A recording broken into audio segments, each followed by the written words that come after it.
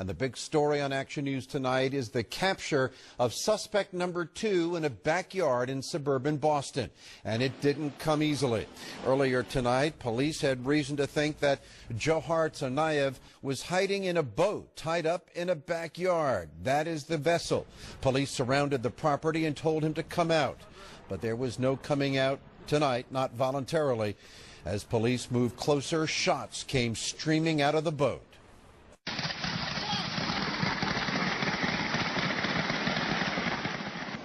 But at 8:42, the police radioed out the suspect was in custody. They have a victory. The threat has been removed. Those their words. The crowd that assembled several blocks in the apprehension cheered as the ambulance carrying Tsarnaev and then subsequent police vehicles drove by. This is a picture taken by the Associated Press of the suspect in the ambulance. Reports say he was bloody and in pretty bad shape. And then, late tonight, President Barack Obama spoke from the White House. Boston police and state police and local police across the Commonwealth of Massachusetts responded with professionalism and bravery over 5 long days. And tonight, because of their determined efforts, we've closed an important chapter in this tragedy. Here are the pictures of the 2 brothers who allegedly turned the Boston Marathon into terror and tragedy.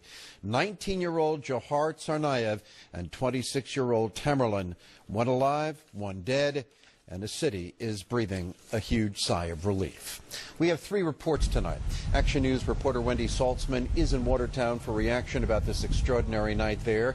Dan Cuellar talks to people in this area about how they have been riveted by this drama. And Eva Pilgrim is at the airport to talk to local people caught by the Boston lockdown. Wendy, we begin with you in Watertown. Well, Jim, this capture was sudden and it was almost unexpected. It came on the heels of law enforcement almost giving up on the idea that Johar Tsarnaev may actually still be in this neighborhood. Now residents here can breathe a sigh of relief knowing that this man who was described as dangerous has been captured. And law enforcement are also thankful that the victims of the bombing can now start to heal.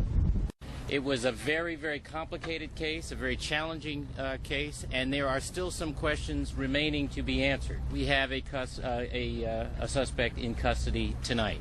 Johar Tsarnaev was captured just about 30 minutes or so after the shelter-in-place order was lifted by police. A gentleman here on Franklin Street noticed blood on his boat in his backyard. The next thing we knew, cops were rushing up here to the scene. We saw snipers with rifles and bomb-sniffing dogs. Then we heard a series of shots, just a few bursts at a time, a total of about 9 explosions. We understand the suspect was hiding under the cover of a boat. He was captured here just about 5 blocks away from the scene where his brother was killed in a shootout with police. Police say Johar fled on foot, which is why they suspected he was still in this neighborhood. Tensions here were high. All at once we hear gunshots. And we slept on the floor, me and my son, because I didn't know from where it was coming. It was on the street.